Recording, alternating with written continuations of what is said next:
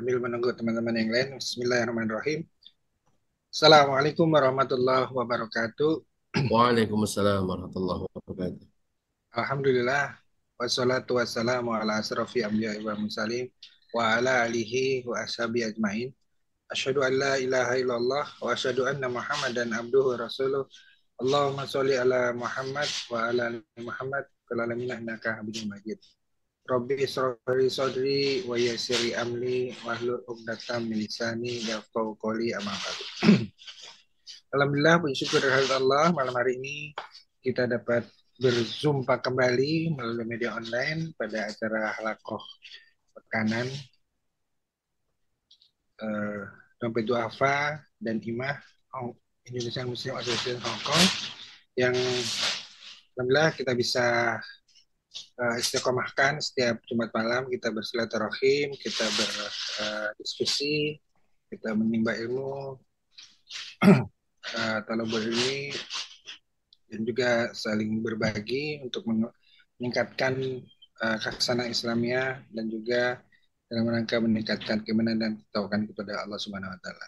Semoga yang kita niatkan untuk talabul ilmi ini Allah ridhokan, Allah berikan keberkahan, dan walaupun dalam media online bisa tetap dinilai sebagai Allah sebagai majelis zikir, majelis taklim yang dikelilingi oleh para malaikat. Amin amin ya rabbal alamin. Amin ya Rabb. Teman-teman sekalian, sambil menunggu yang bergabung melalui Zoom online, mudah-mudahan juga sudah disimak oleh teman-teman dari Facebook Dompet Duafa Hong Kong. Marilah kita tidak lupa menyampaikan salam juga kepada baginda kita Nabi Muhammad Sallallahu Alaihi Wasallam. Salam serta salawat buat beliau yang telah memperjuangkan dan telah membimbing kita menemukan dan memahami Islam dengan sunnah-sunnahnya, hadis-hadisnya, dan mudah-mudahan kita bisa diberikan kemudahan untuk senantiasa mempelajari dan mengamalkan apa yang telah dicontohkan oleh Rasulullah. Amin ya Rabb. Dan semoga kita mendapatkan syafaat dari beliau di hari kiamat kelak. Amin amin ya rabbal alamin. Amin ya Rabb. Amin. Sekalian, Ikhwan rahimakumullah, dan juga teman-teman yang menyimak di Facebook Dompet Duafa Hong Kong, malam hari ini kita akan kembali menelaah dan memahami dan menambah pengetahuan kita. Yang sudah mengetahui mungkin menambah menjadi sebuah ingatan, uh, yang belum tahu, yang mungkin masih dengar sana dengar sini, baca sana baca sini, lihat sana lihat sini, tapi belum lihat secara detail. Malam hari ini insya Allah kita akan uh, berbicara mengenai Syiah, mengenal Syiah, sejarah kemunculannya, tokoh dan penyimpangannya. Ini sebenarnya merupakan rangkaian dari kajian-kajian kita sebelumnya yang terkait dengan perpecahan yang terjadi atau golongan-golongan yang terjadi dalam sejarah umat Islam sejak meninggalnya Rasulullah sampai dengan sekarang. Masih banyak terjadi banyak golongan-golongan. Salah satunya yang paling besar adalah Syiah. Kemarin yang lalu kita sudah berbicara mengenai Khawarij, dan malam hari ini kita akan berbicara mengenai Syiah. Dan mudah-mudahan apa yang disampaikan nanti bisa semakin menguatkan pemahaman kita mengenai khasana Islamnya ini, dan uh, bisa memberikan semakin memahami kita untuk bagaimana kita menghadapi dan menyikapi gerakan-gerakan atau informasi-informasi terkait dengan Syiah ini di media sosial maupun di dunia diskusi secara langsung. Dan untuk memulai acara ini, sebelum kita saya serahkan kepada Ustadz Husnul Mutakin yang akan menyampaikan materi pada malam hari ini. Mari kita bersama-sama buka dengan bacaan basmalah. Bismillahirrahmanirrahim. Alhamdulillah sudah. Selanjutnya tafadhol Ustadz Husnul untuk menyampaikan materinya. أعوذ بالله من الشيطان الرجيم بسم الله الرحمن الرحيم السلام عليكم ورحمة الله وبركاته. Waalaikumsalam. Waalaikumsalam warahmatullahi. Alhamdulillah Rabbil Alamin, salatu wassalamu ala sayyidil mursalin, Muhammad bin Abdullah wa ala alihi wa sahbihi ajma'in wa ba'd. Ikhwan fillah rahimakumullah. Alhamdulillah, puji syukur kepada Allah Subhanahu wa taala atas segala limpahan nikmat dan karunia-Nya. Sehingga alhamdulillah pada malam hari yang mulia ini kita semua bisa silaturahim kembali, bertemu bertatap muka melalui Zoom ya. Kemudian salawat dan salam untuk Rasulullah Muhammad sallallahu alaihi wa ala alihi wasallam, kepada keluarga beliau, sahabat-sahabat beliau, para ulama, tabi'in, atba'ut tabi'in, serta orang-orang yang melestarikan sunnah Rasulullah sallallahu alaihi wasallam. Semoga kita semua menjadi bagian dari mereka. Amin ya rabbal alamin. Bapak-bapak yang dimuliakan oleh Allah Subhanahu wa taala, pendengar di Zoom maupun di Facebook. Terima kasih Pak Adi atas waktunya. Nah, ini saya kalau lihat backgroundnya Pak Adi kok kebayang benderanya Syiah ya. Backgroundnya Pak Adi itu hitam-hitam gitu. Wah, ini gorden. Gordennya. Asli. Lah ya. Karena nggak bisa virtual background. Ini efek kamera ini ya. Kamera laptop. Baik. Bapak-bapak yang dimuliakan oleh Allah Subhanahu wa taala, Ustaz Fajar, JM DDHK, Pak Adi, Pak Didi, Prof Fatwa, Mas Hasan yang dimuliakan oleh Allah Subhanahu wa taala dan teman-teman di Facebook. Insya Allah pada malam hari ini kita bahas singkat tentang Syiah ya. Ya mungkin kita semua sudah sering mendengar tentang Syiah ya. Nah, insya Allah kita pada malam hari ini sedikit akan belajar tentang Syiah. Baik. Insya Allah pertemuannya tidak hanya satu kali, ya mungkin 2 sampai 3 kali insya Allah. Ya. Yang pada malam hari ini kita akan membahas tentang sedikit sejarah kemunculannya ya. Teman-teman sekalian dimuliakan oleh Allah Subhanahu Wa Taala, Syiah itu sendiri sebenarnya dari secara bahasa itu artinya ini ya apa namanya pengikut ya, pengikut kaum ya, atau teman juga bisa artinya ya. Mungkin kita pernah dengar di Al-Quran di surah Al-Qasas ya, saya lupa ayat berapa. Allah Subhanahu wa taala berfirman, "Fawajada fiha rajulaini yaqtatilani, hadza min syi'atihi wa hadza min aduwwihi." Ila akhir al-ayah ya. Jadi hadza min syi'atihi, dan ini adalah dari kelompoknya atau dari pengikutnya ya, dari kaumnya. Jadi salah satu kebanggaan yang dimiliki oleh orang Syiah adalah bahwasanya nama mereka disebutkan dalam Al-Quran ya oleh Allah Subhanahu Wa Taala. Katanya disebutkan dalam surah Al-Qasas katanya. Hadza min syi'atihi. Ya. Nah ini juga menjadi salah satu dalil ya, nanti kita akan lihat ya perbedaan pendapat ya terkait kapan munculnya Syiah ya. Nah ini juga menjadi salah satu dalil bagi mereka bahwasanya Syiah itu sudah muncul dari awalnya Islam katanya, dari awal keislaman. Dalam arti dari zaman Nabi itu sudah ada gitu. Dalam arti apa namanya? Bahkan nanti kita akan temukan bahwasanya mereka mengatakan Rasul sendiri malah yang menentukan gitu. Bahwasanya Syiah itu sudah ada, sudah menjadi bagian dari Islam katanya gitu, kira-kira lah. Teman-teman sekalian dimulakan oleh Allah Subhanahu wa taala, ini Syiah secara lugawi ya, pengertian Syiah itu ya kaum, teman, pengikut ya, seperti itu. Pokoknya orang yang pro lah, kira-kira gitu ya. Ya, satu lagi ada ya di kata Syiah itu disebutkan dalam Al-Quran juga, tapi saya lupa di surah apa ya. Bisa juga dimaknai Syiah itu sebagai apa namanya orang yang setuju dengan pemikiran orang lain ya. Jadi ada satu pemikiran, kemudian orang yang menyetujuinya itu disebut dengan Syiah juga ya. Sama artinya ya orang sepakat dengan pendapat orang lain, itu Syiah juga. Nah, adapun Syiah secara pengertian umum ya menurut ilmu ini ya apa namanya akidah yang kita ketahui, Syiah itu adalah kelompok yang meyakini bahwasanya eh, Imam Ali radhiyallahu taala anhu beserta keturunan-keturunannya itu ya, haqqun nas bil khilafah, beliau adalah yang paling berhak ya, untuk memimpin. Ya, ini adalah apa namanya definisi Syiah. Nah, ini sebenarnya Syiah itu definisinya berubah, bertambah ya, bukan jadi bisa bertambah dia. Nah, ini definisi yang kita sebutkan pada awal kemunculan Syiah ya.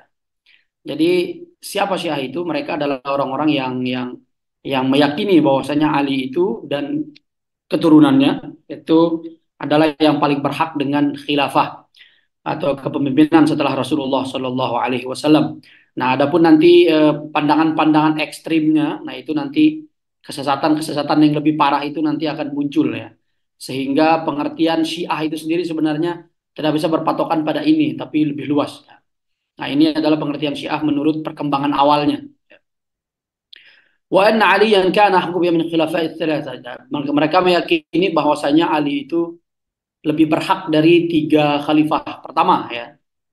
Dan mereka mengatakan bahwasanya Nabi Muhammad Shallallahu Alaihi Wasallam bahkan sudah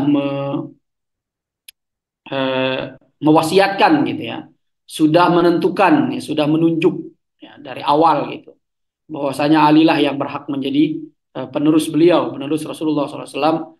Hanya saja apa namanya beliau dizolimi, ya, kira-kira begitu. Nah, ini adalah pengertian Syiah ya.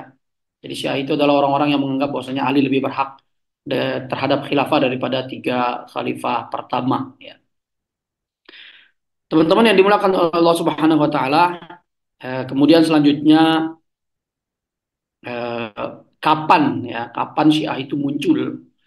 Ya, ini para ulama pada berbeda pendapat ya terkait masalah ini. Ya, banyak sekali. Ada saya mengumpulkan ada sekitar 5 pendapat tentang kemunculan kemunculan Syiah itu sendiri ya. Yang pertama, nah, ada yang pertama mengatakan ya ini pendapatnya Syiah itu sendiri, orang-orang Syiah mengatakan bahwasanya Syiah itu sudah muncul dari zaman awal Islam atau dari zaman Rasulullah Shallallahu Alaihi Wasallam. Ya.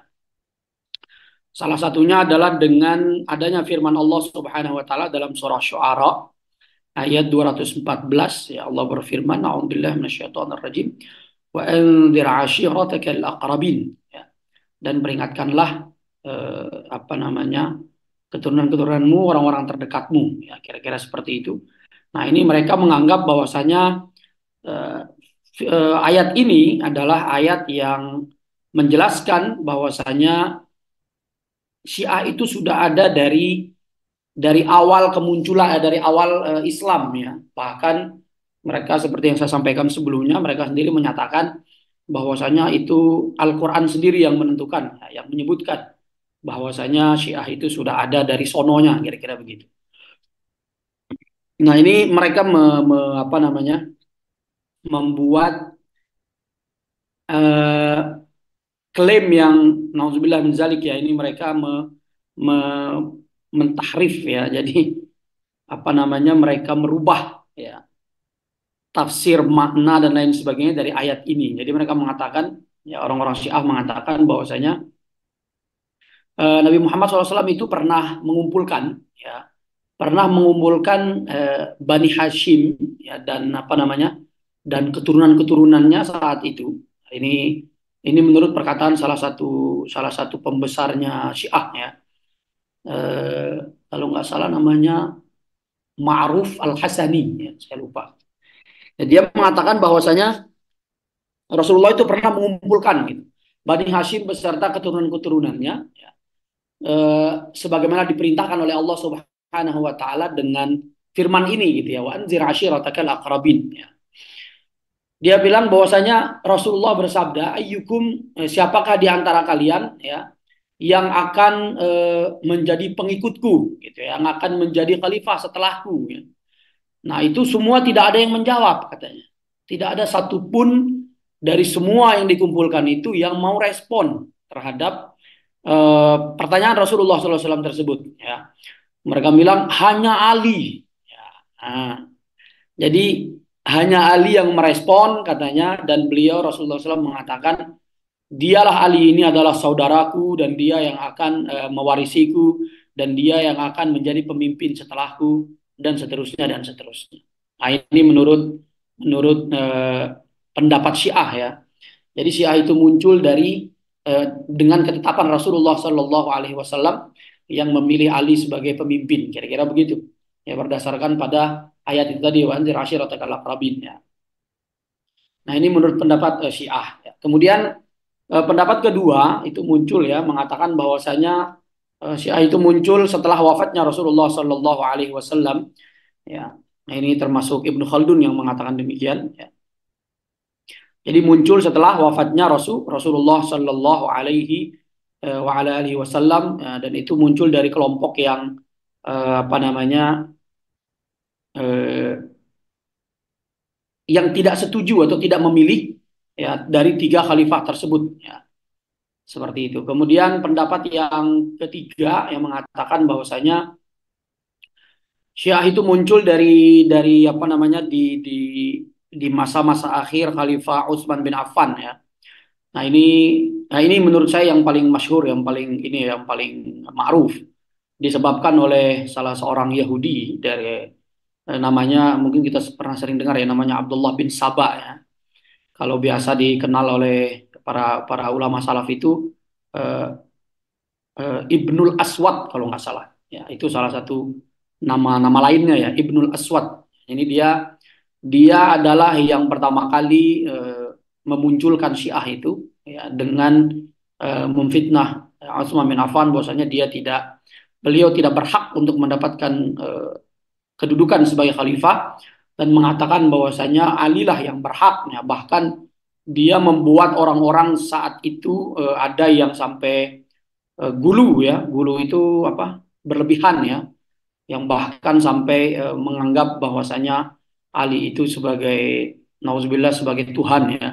Tapi hanya saat itu hanya sedikit ya.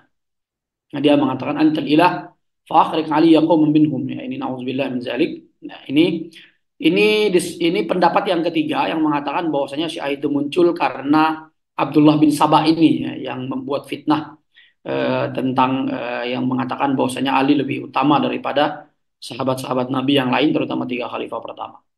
Kemudian yang keempat, ya ada pendapat yang keempat yang mengatakan bahwasanya Syiah itu muncul dari Maqtal Husain ya, dari kejadian pembunuhan Husain bin Ali radhiyallahu taala anhu ya.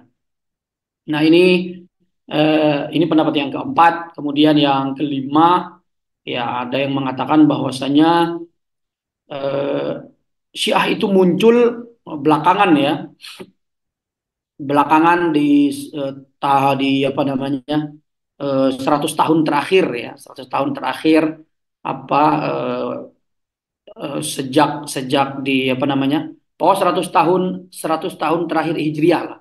Jadi 100 tahun awal ya.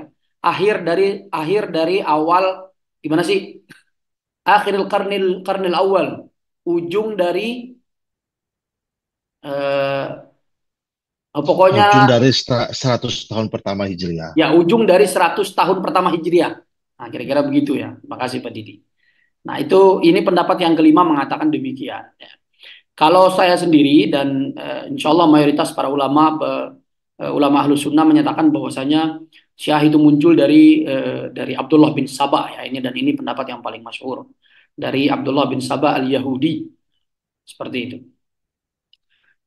Nah ini teman-teman sekalian yang dimuliakan oleh Allah Subhanahu wa taala ya, kemudian ini adalah sejarah kemunculannya Syiah itu sendiri. Nah sebenarnya Syiah ini kalau kita lihat sejarahnya itu hampir berbarengan sama Khawarij ya, hampir berbarengan dengan Khawarij masanya itu. Ya, mungkin ya kalau kita lihat tadi dari beberapa pendapat tentang apa namanya awal kemunculannya itu bisa dibilang mungkin bahkan Khawarij apa namanya Syiah lebih dulu ya. Bisa jadi lebih dulu daripada Khawarij itu sendiri ya. Kalau Khawarij kan jelas ya, masyhur banget bahwasanya itu terjadi karena kasus apa namanya fitnah itu ya. antara Imam Ali dan Muawiyah bin Abi Sufyan ya. Sementara ini Syiah ini bisa dibilang lebih awal ya, lebih dulu malah muncul dari Khawarij itu sendiri ya. Kalau kita lihat dari beberapa pendapat yang menyatakan tadi ya. Nah, teman-teman sekalian dimuliakan oleh Allah Subhanahu wa taala, kemudian selanjutnya rijalnya ya, ini pimpinan-pimpinannya ya, pentolan-pentolannya ya. Kalau kita kembali ke apa namanya pendapat yang paling masyhur, maka bisa dibilang bosnya Syiah itu adalah Abdullah bin Sabah ya. Nah, ini orang Yahudi yang memunculkan pemikiran-pemikiran ini ya, nauzubillah min zalik. Nah, ini wal'iyazubillah ya, ini adalah salah satu kesesatan yang sangat nyata ya. Kemudian selanjutnya apa namanya, mungkin kita sering dengar yang namanya siapa, Khomeini ya. Ya, ini Ayatullah Khomeini. Nah, ini juga pentolannya mereka ya, pentolannya Syiah ya. Kemudian setelah itu juga pembesar-pembesar Syiah itu berdasarkan pada eh, sekte-sekte yang muncul setelahnya ya, yang muncul semakin ke sini ya. Jadi berdasarkan apa namanya sekte masing-masing itu pimpinannya, pentolannya beda-beda ya. Seperti itu. Zaidiyah ada sendiri, kemudian Imamiyah ya. Nah, ini yang paling parah itu adalah Imamiyah, dan juga yang apa namanya paling tersebar luas ya, paling banyak ya. Sekarang itu adalah Syiah Imamiyah Itsna Asyariyah ya, yang 12 imam itu ya. Nah, ini teman-teman sekalian yang dimuliakan oleh Allah Subhanahu wa taala, ini adalah pentolannya Syiah ya. Jadi nah bisa juga ini ya apa namanya presiden negara Iran juga termasuk pentolan dari ini ya, dari Syiah itu sendiri ya. Nah, ini mereka sangat dekat dengan apa namanya ya, negara ini ya, negara bisa dibilang negara resmi lah ya. Negara resminya Iran apa Syiah lah kira-kira begitu ya. Meskipun Allah alam ya kalau secara ini apakah ada deklarasinya atau tidak yang menyatakan demikian, tapi ya kita ketahui bersama itu bukan sesuatu yang bukan rahasia lagi ya, kira-kira seperti itu. Nah, ini kemudian adapun nanti insya Allah pentolannya akan kita bahas secara detail pada pembahasan pecahan-pecahannya ya. Pecahan-pecahan kelompok Syiah ya. Dan juga nanti kita juga akan bahas tentang penyebaran Syiah di Indonesia itu sejauh apa ya.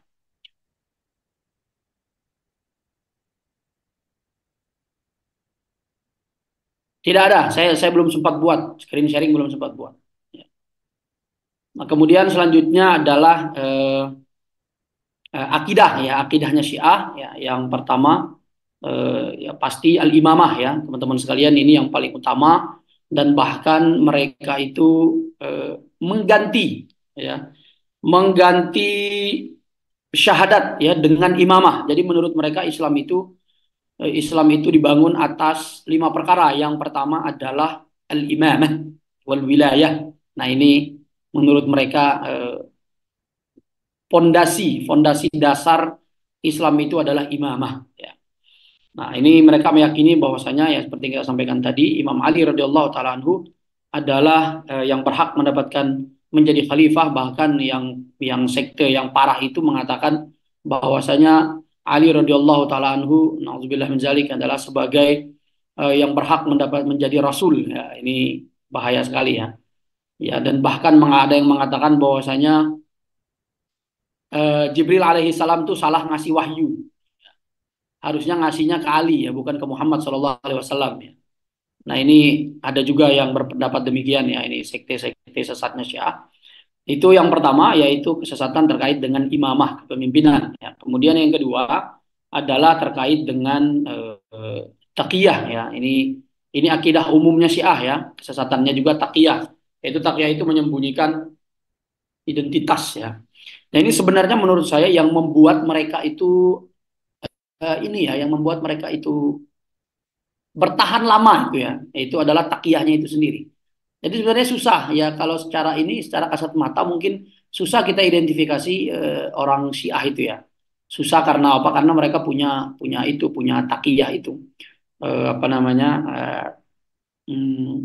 menyembunyikan ya keyakinannya menyembunyikan pendapat-pendapatnya dan seterusnya. Bahkan kalau kita lihat di banyak boleh cari di YouTube itu ya, di TV-TV, bahkan di TV-TV nasionalnya Arab yang mereka debat ya secara resmi, misalkan debat antara Syiah dengan Ahlus Sunnah, itu mereka tetap aja takiyah ya.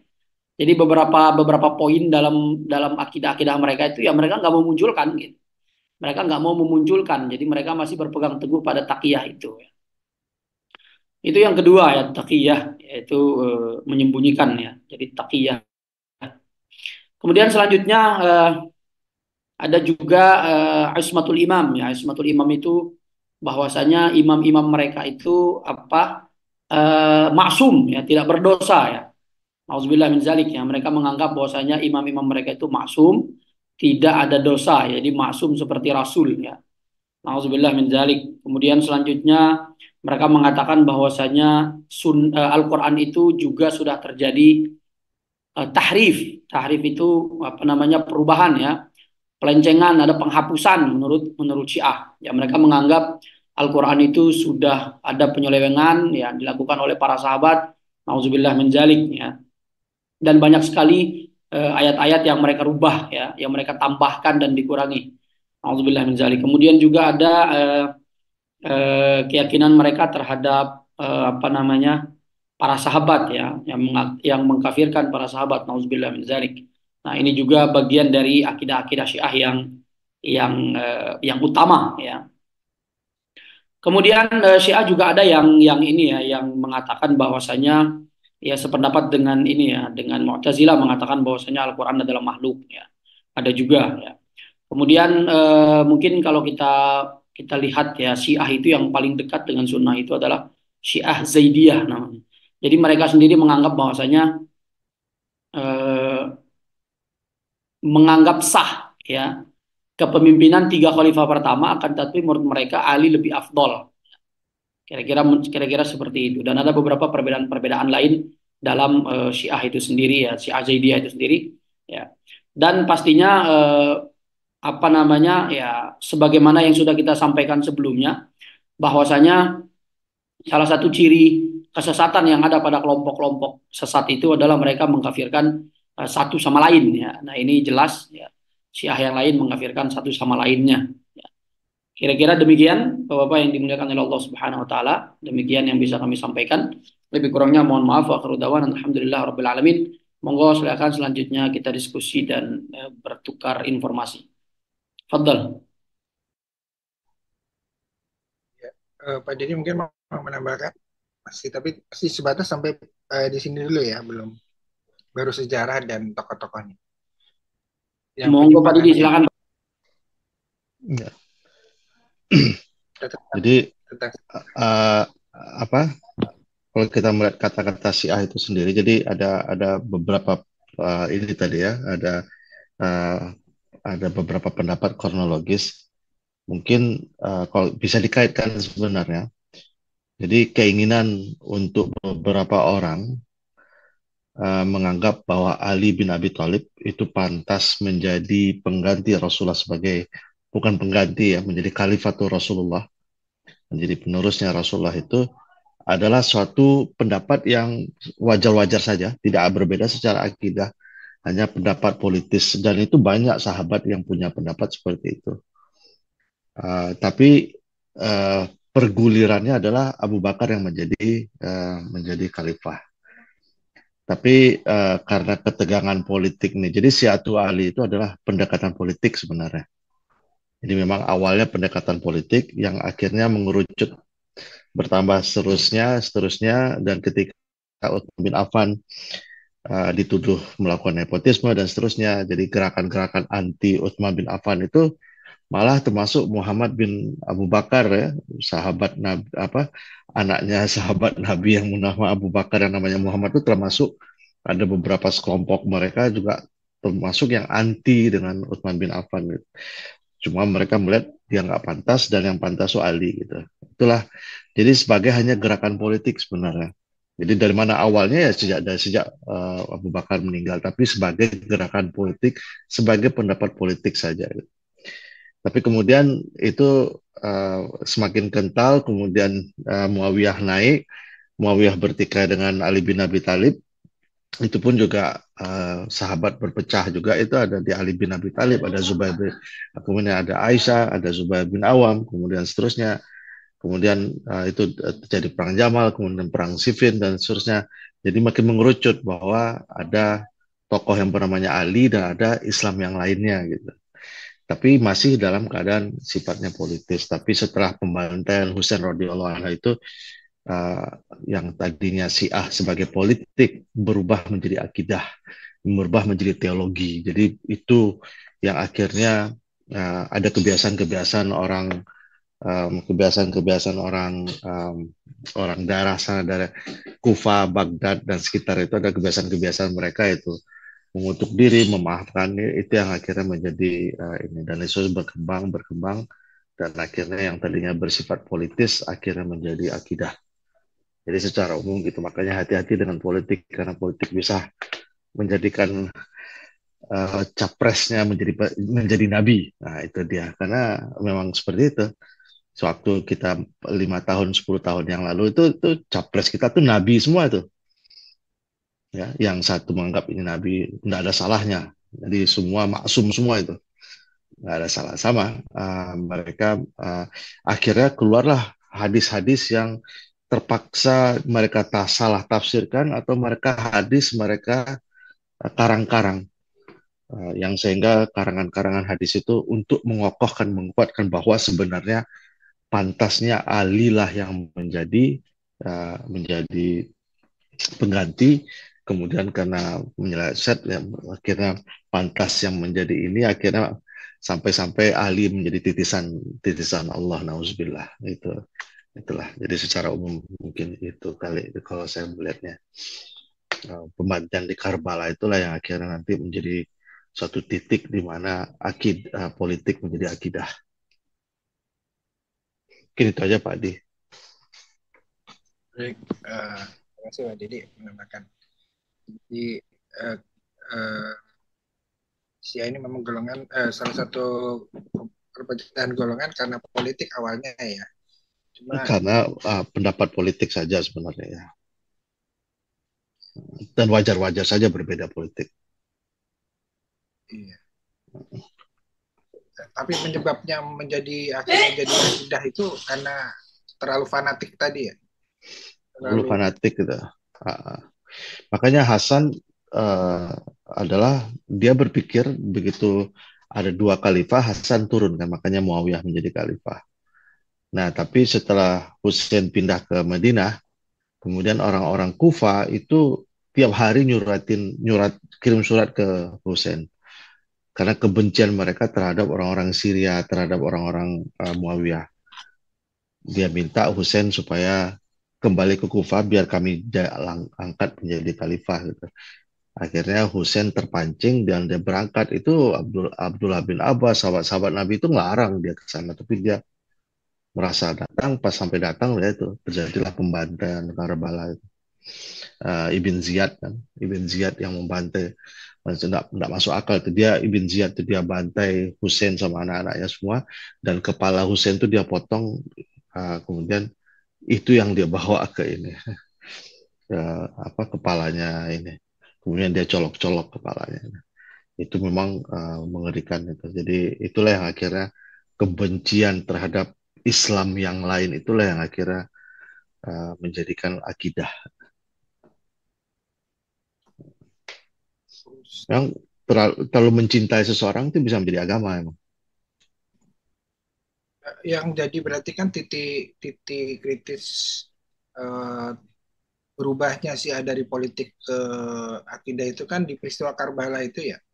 Mungkin bisa Kalau dijelaskan tambahan, ini kan banyak. Kadang-kadang kita dengarnya tahunnya Karbala itu kan dengan yang mukul-mukul ini aja tuh. Yang selalu mereka peringati ketika hari Asyura ya. Apa?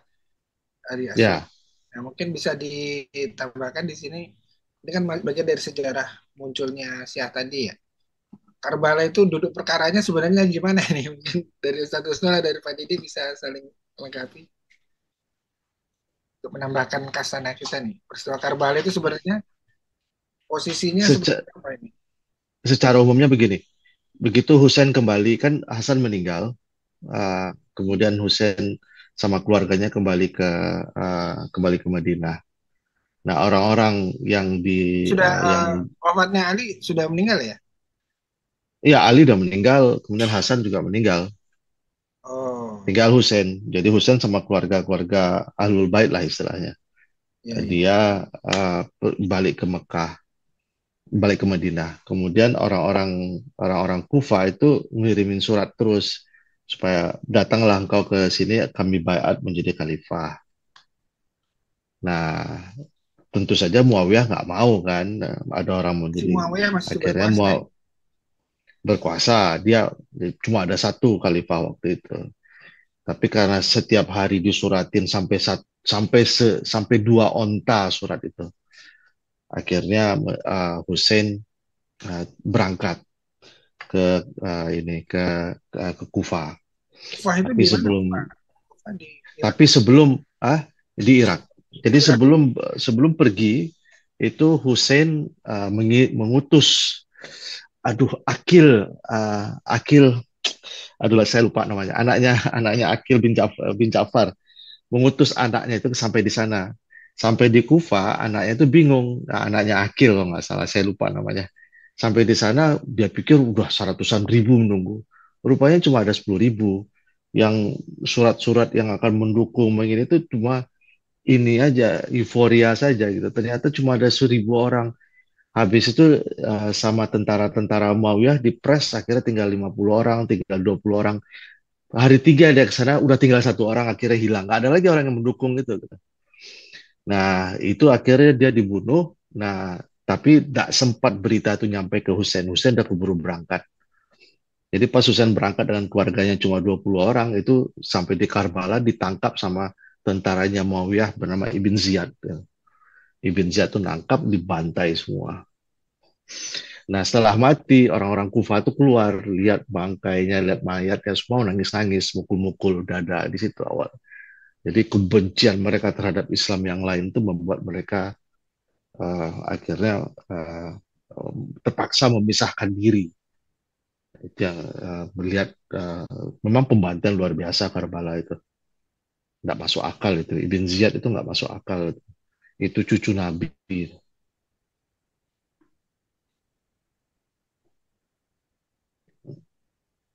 Tapi kenapa jadi jadi akidahnya itu gimana jadinya?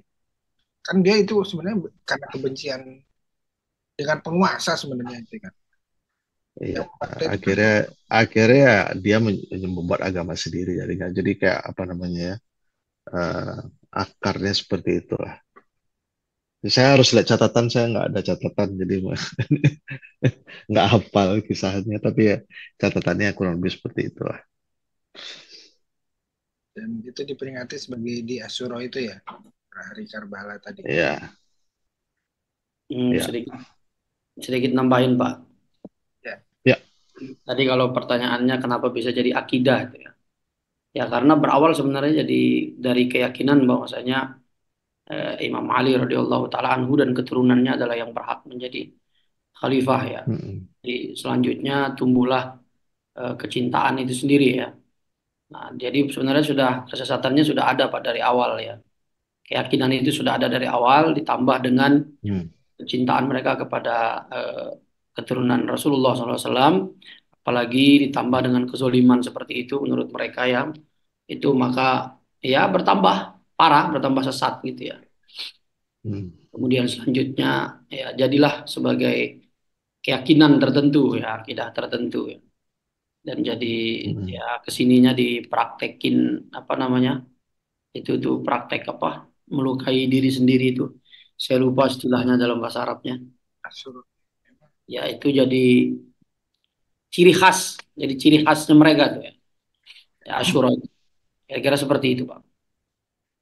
Berarti yang punya keyakinan Ali sebagai itu yang di Kufah tadi itu ya. Ya, mereka tadinya pingin sebagai khalifah, cuma ya keterusan-keterusan dikompor-kompori, keluarlah hadis-hadis palsu dan seterusnya. Akhirnya menjadi akidah. Sampai sholatnya pun jadi berbeda, semua jadi berbeda. Jadi dikarang-karang lah ininya. kalau itu kan di Irak ke Irak. Tapi kenapa sekarang kok negara Syiah itu justru Iran bukan Irak? Iya, unik ya. Itu Gimana itu? Atau perjalanan hanya masalah perjalanan politiknya, geografi? Gimana? Gimana kok bisa perjalanan politiknya. shifting? Ah, saya punya catatan itu udah lupa itu karena perjalanan politik saja memang. Dan memang awalnya memang di Irak, tapi akhirnya besarnya ke Iran mereka. Hmm. Karena Ah, di Irak pun sebenarnya ada Syiah Sunni juga ya. Cuma bentuk negara kan karena Iran ini kan Persia negara asalnya kan. Kenapa kok malah jadi Farsi, Persia? ya. Persia yang mendukung Syiah, yang membesarkan Mm. Syiah sebagai sebuah negara yang berbasis Syiah gitu. Sampai akhirnya Yes, Ayatollah Khomeini itu juga kan jadi termasuk tokoh pimpinan Syiah, orang Persia. Nanti, insya Allah itu nanti akan disampaikan oleh Ustadz Fajar, Pak, terkait ya. penyebaran Syiah. Ya, beliau Sama pernah ikut Gus Abu seminarnya Zaid kan sampai dua Gus. hari tentang Itu penyebaran. secara politiknya kan suku mereka itu kan sebenarnya orang Farsi kan. Jadi dia menempati daerah Irak dan Iran sekarang. Oh, Irak dan Iran. Tapi dengan hijrahnya orang-orang Mekah ke daerah Kufah dan seterusnya orang-orang Irak sekarang, akhirnya mereka tergeser ke atas. Jadi hanya pergeseran geopolitis kalau ini saya melihatnya.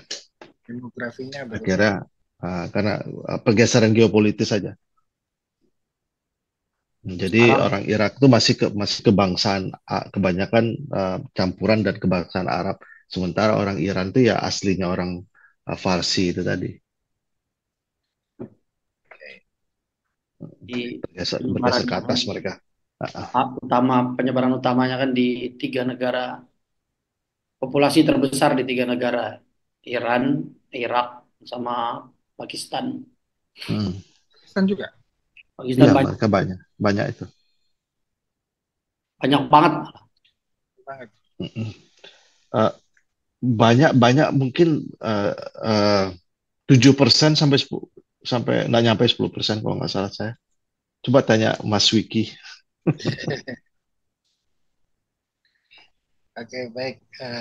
Ini Saya berarti kalau kalau di kampus itu Pak, kalau lagi sholat di mana di musola di kampus itu dari 10 orang yang kita lihat sholat itu adalah satu orang Syiah. 10% berarti. hmm, Dan mereka ya terang-terangan aja, biasa aja gitu. nggak takiyah lagi ya. Udah nggak ada takiyah lagi itu. Ya udah kita sholat jamaah, dia sholat di belakang sendirian pakai batu. Hmm, pakai batu. Ya batu Itu sebenarnya ininya tanah Karbala. Karbala itu. Kan, nah itu kan ada juga jadi akidah juga itu Pak. Batu pun jadi akidah. Sholat itu Ya, nggak sah kalau tidak nggak pakai sah kalau nggak kena tanah tanahnya Karbala Husain. itu. Akal-akalan dari Tanah mana Karbala. itu? Ya. Oh, ada hadisnya itu. Ya, hadis palsu tapi. Ya bahkan kalau di Pakistan itu saya lihat ya mungkin sudah sangat dominan ya, sedikit tapi mereka tuh dominan Pak. Sedikit itu dalam arti ya persentasenya sedikit tapi dominan. Ya, sebagai contoh misalkan dulu Hmm. 2015 atau 2016 pada 2014 saya lupa, itu ada pembantaian terjadi di 10 di Asyura, di hari Asyura. Nauzubillah min zalik, orang-orang apa? Ya, semoga nggak akan terjadi lah di Indonesia kayak gitu. Jadi orang-orang Syiah itu nyembelih satu masjid, Hmm. anak-anak dan ustadznya itu Oh, digorok Pak di hari itu. Pak Ghazali di ini Pak di Rawalpindi Pak. Ya, tempatnya di Rawalpindi. Pak Ghazali Ya, ininya jadi survivor. jadi Rawalpindi itu adalah daerah yang sampingan sama ini ya, sampingnya ibu kota. Ya. oh, Nah itu kaum muslimin sudah siap-siap mau membalas, tapi nggak bisa Pak. Kenapa? Semua TNI turun, ngeblok jalan bawa senjata lengkap, backup itu. Sam- iya, sampai berminggu-minggu berbulan-bulan. Jadi nggak ada, nggak bisa pembalasan tuh nggak bisa. Setelah itu gimana kita identifikasi orang Syiah susah Pak. Mungkin agak akhir-akhir ini ketika di 2018, 2019, nah itu mereka mulai mulai muncul lagi naruh itu jadi di setiap rumahnya itu naruh apa? Bendera hitam gitu. Bendera Oh, hitam nah Hmm. itu berarti rumah Syiah ya. Jadi di ini atas. Ah, Nah, makanya saya bilang itu Pak Haji, terbelakang saya. Jadi mereka naruh bendera hitam, terus ke akhir-akhir ini juga mereka udah mulai terang-terangan di taksi, mereka kan tuh super taksi gitu ya. Nah itu di apa di knalpot bagian belakang itu mereka gantungin apa bendera kecil hitam gitu, Roh. Terus ada renda-renda hitam gitu. Terus kalau kita eh, bahkan mobil-mobil pribadi juga dibuat demikian. Terus kadang di depan, di dashboard depan itu ada digantungin apa nama Allah sama Ali gitu. Allah terus Ali seperti itu. Jadi sudah ini Hmm. sudah mulai terang-terangan dan mereka memang kuat secara ekonomi, kuat, politik juga kuat. Ya. Di pemerintahan mereka juga kuat. Kalau nggak tahu kalau di tentara ya, Allah alam bisawab. Tapi di ekonomi banyak juga. Jadi saya dulu waktu waktu di kelas bahasa itu saya punya teman-teman orang Syiah satu kelas Pak. Satu kelas itu ada 4 orang orang Syiah. Dan saya nggak tahu kalau mereka orang Syiah awalnya. Ya karena mereka sholat ikut sholat sama kita. Ya mungkin itu mereka Hmm. menerapkan takiyahnya ya. Ternyata akhir-akhir ini saya ini baru tahu ternyata mereka ini Syiah. Saya tahunya dari apa dari omongan mereka terhadap apa namanya terlihat mereka sedikit semangat gitu ya, semangat membela membela apa namanya eh, Iran ya, Iran dan imam-imamnya. Hmm. Kemudian saya nanya ke beberapa teman, ternyata mereka bilang itu 4 orang itu Syi'i katanya, Syi'i atau saya baru tahu. Hmm. Jadi seperti itu. Da- Nah da- mereka dari mereka baunya itu nggak orang-orang ketahuan ya. dan mereka itu orang-orang kaya semua Pak. Ah. Jadi datangnya itu pakai mobil gitu, mobil-mobil bagus. Saya bilang, wih banyak duitnya juga orang-orang ini.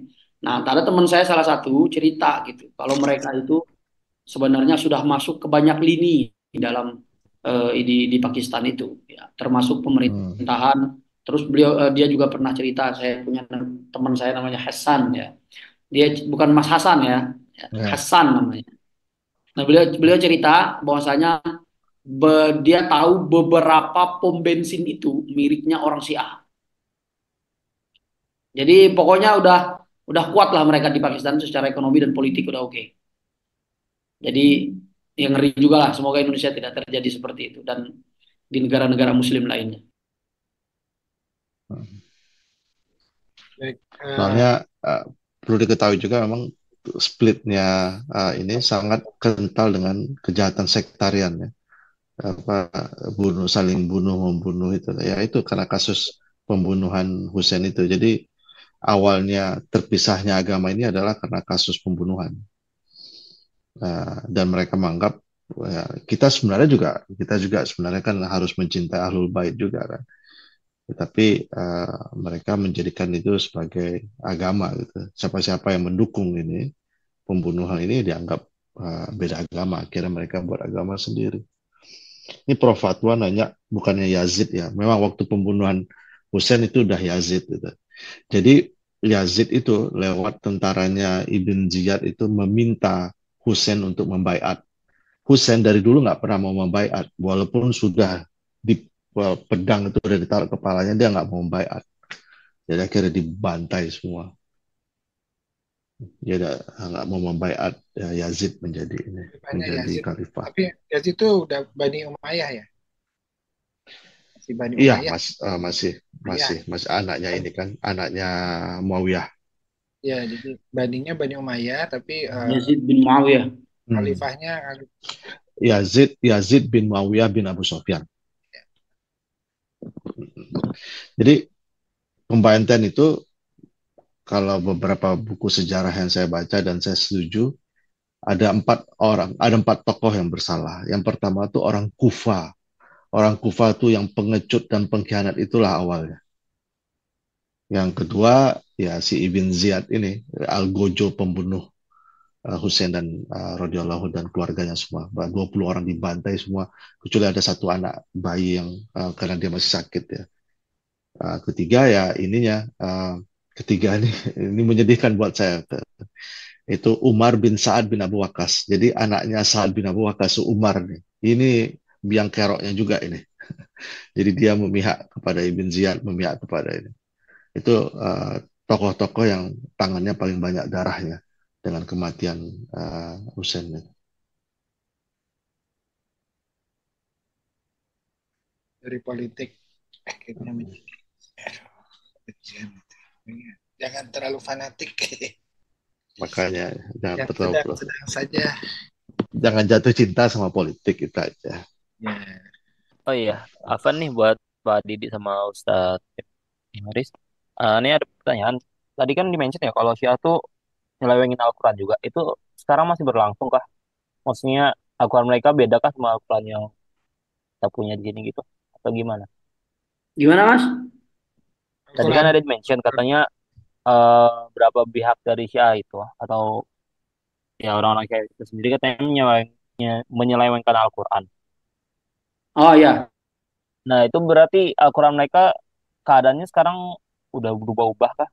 beda, beda dari kita. Ya bahkan mereka menghapuskan surah Taubah kalau nggak salah yang dibuang dari Al-Quran ya. Oh, Kemudian banyak sekali ayat-ayat yang mereka tak apa ganti lafaznya itu, dan mereka menganggap bahwasanya eh, para sahabat Nabi lah yang mentahrif atau yang merubah Al-Quran itu sendiri, seperti itu.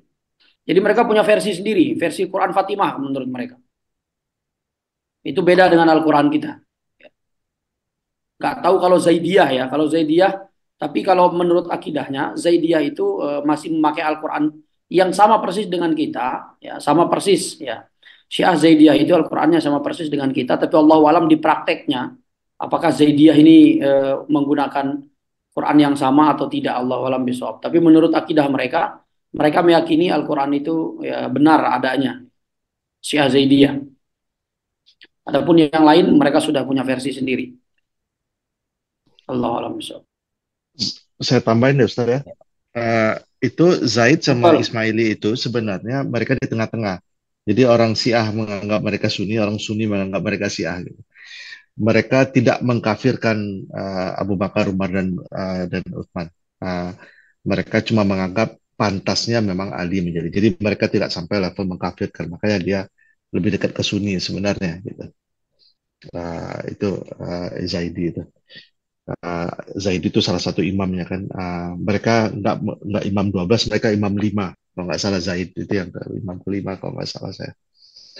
Kemudian kitab Fatimah itu mereka ini yang imam Syiah yang 12 ini, mereka percaya bahwa Quran yang aslinya sebenarnya itu 3 kali lebih besar daripada Quran yang sekarang. Itu menurut kalau kita kan ada hadis Bukharian, kalau mereka usul Al-Kafi namanya. Di usul Al-Kafi mereka itu mereka menyebut bahwa Quran itu sebenarnya 3 kali lebih besar dari Quran sekarang. Bahwa Quran itu banyak diselewengkan oleh sahabat. Tapi sampai sekarang nggak ada yang punya kopinya.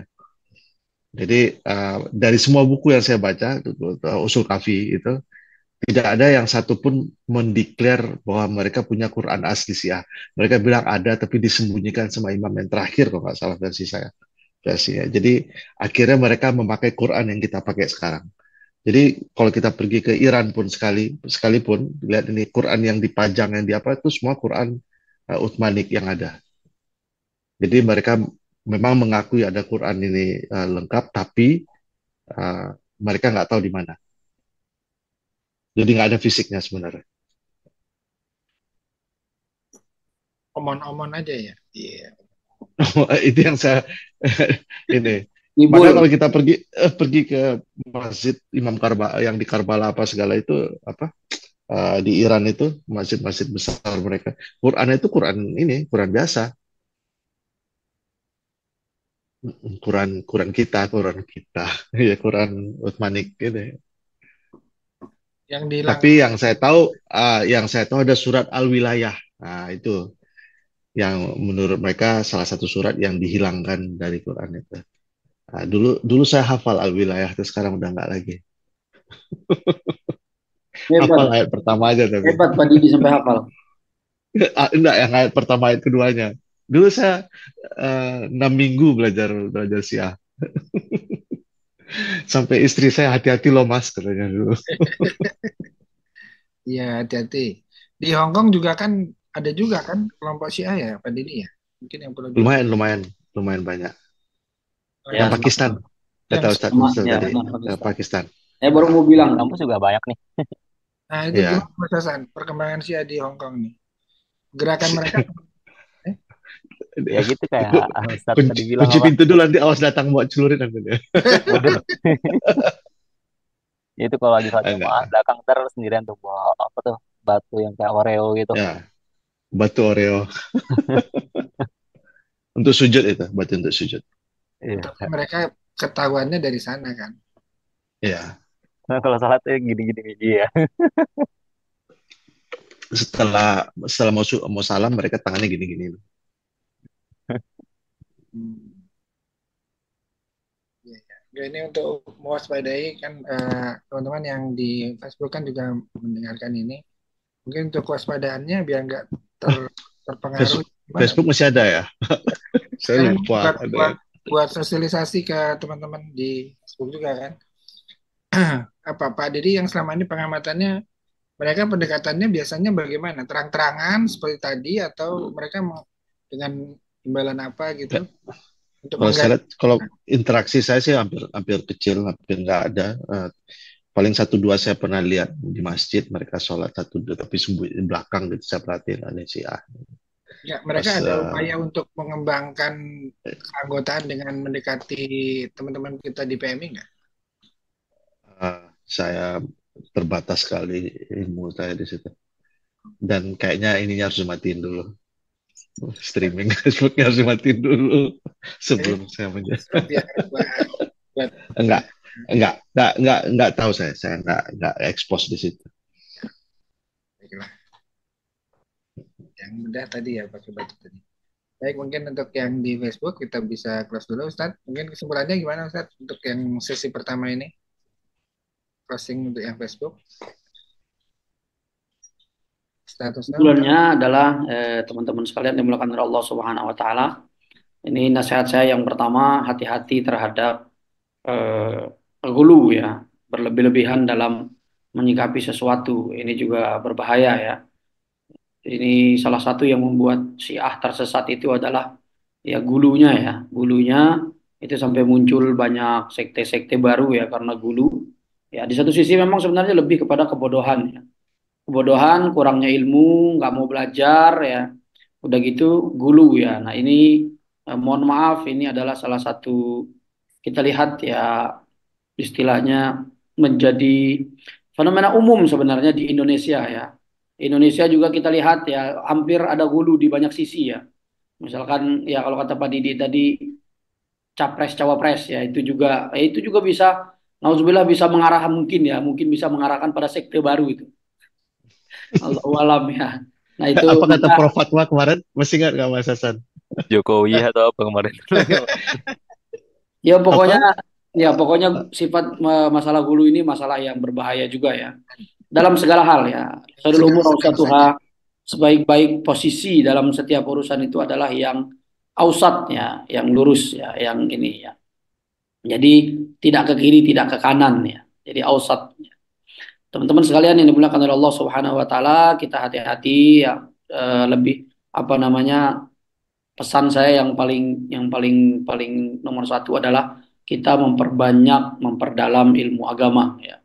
kita kita perhatikan dari siapa dan juga kita perhatikan dari siapa kita mengambil ilmu ya ini juga penting ya kalau kalau daya basic kita belum cukup maka jangan sembarangan ya nah, ini satu lagi mungkin ada apa namanya perkataan tuh ya man la syaikha lahu fasyaitanu syaikhun lahu ya barang siapa yang nggak punya guru maka setanlah gurunya ya itu juga berbahaya itu ya jadi hati-hati jangan sampai kita terjerumus ya pada hal-hal yang bersifat gulu. Nah, ini kalau dilihat seperti yang saya sampaikan secara umum, kita lihat si A itu mayoritas karena gulu, mayoritas karena gulu. Nah, ini jangan sampai kita terjerumus. Demikian mungkin Pak Adi singkatnya ya dan kita harus hati-hati dengan yang orang-orang yang ada di sekitar kita ya. Terutama ini juga Pak, kalau teman-teman di BMI ini mungkin perhatikan ya terkait masalah kawin mut'ah. Ya, ini Nah, bahaya juga ya. kuat ya timpangannya. Nauzubillah min zalik ya. Itu mungkin malah menjadi daya tarik itu Ustaz. Betul ya, ini yang ini hati-hati ya. Mm-mm. Auzubillah min dzalik. Demikian Pak Adi.